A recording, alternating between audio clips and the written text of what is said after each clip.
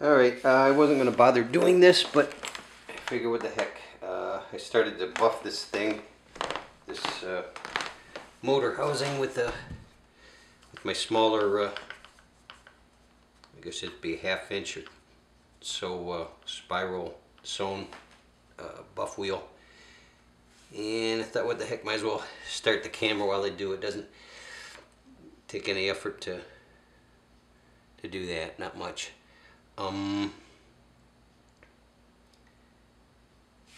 I took still pictures of the oxidation on here. I will not bother sanding it. It's got a couple scratches here and there.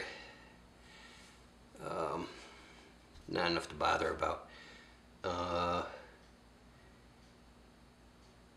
And one thing I was thinking the other day, doing this, if you're experimenting with, working on the finish of your vacuum, you really, what do you have to lose? Really, it's, by the time you're done, the thing will still function. It'll still vacuum just fine. If you completely mess it up, you're out, what, maybe $100 vacuum, maybe. It's still worth something, even, as long as it's working, even if you messed up the finish somehow. But from what I've seen, it can always be brought back to pretty nice. So anyway, I'll finish this up. It just takes seconds. I can get into smaller areas with this narrower wheel, buff wheel, and then I'll have to use like I don't know, a little Dremel tool or something. I can get into these nooks and crannies up in here. And I noticed up in here is the actual cast surface.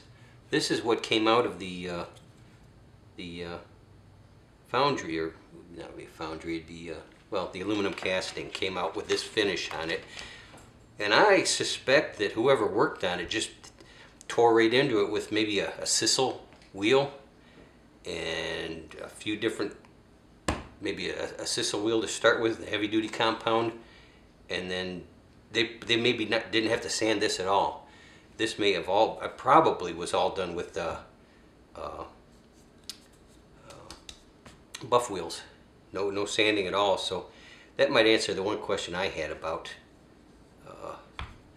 how they get these done so quick. It's probably just a matter of having big, stages of different wheels and compounds, and it probably just goes down the line. Maybe one person does, the heavy duty, heaviest compound and coarsest wheel, and just goes down the line until it gets to the polishing point. That's my guess. It just occurred to me when I saw the raw casting here. And that on the fan housing is where I noticed it. So anyway, I'll just play with this. You can watch or not. I'm just gonna do it. Have fun.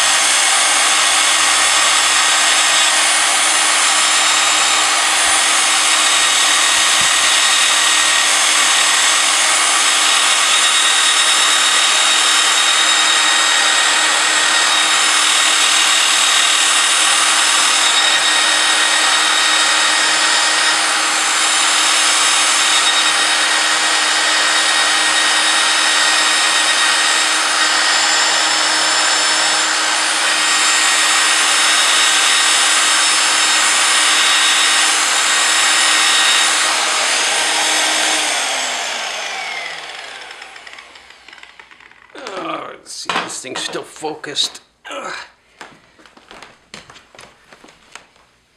Yeah. Let's see. Focus on this.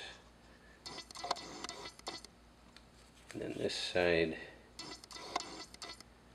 don't know if you can see that oxidation in there.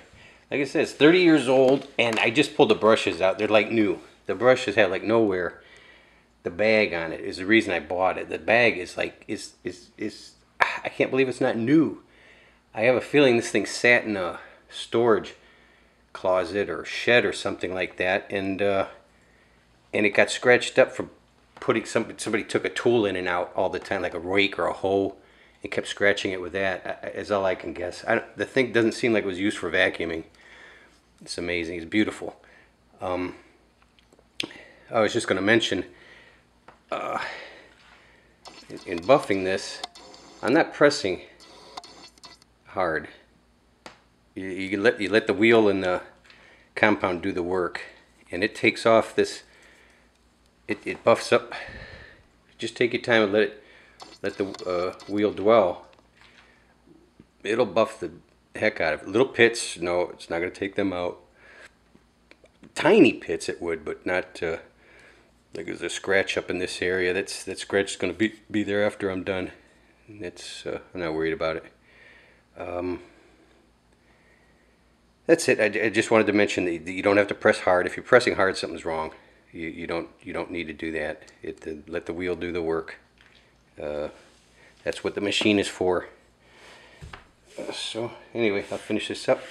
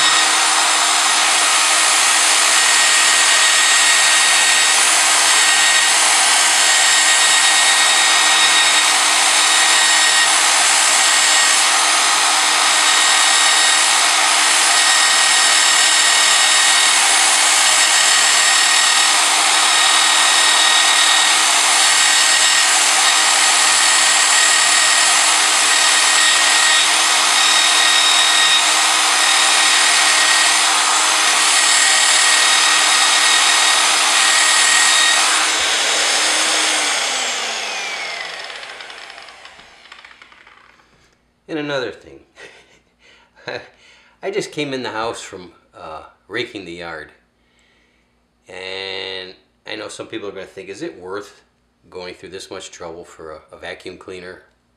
I don't know if you said the last videos I totaled up, probably more like, I don't know, maybe an hour, I think hour and a half at the most, maybe hour and 15 minutes sanding this thing, buffing maybe 15 minutes total. This thing I've got maybe 10 minutes into it.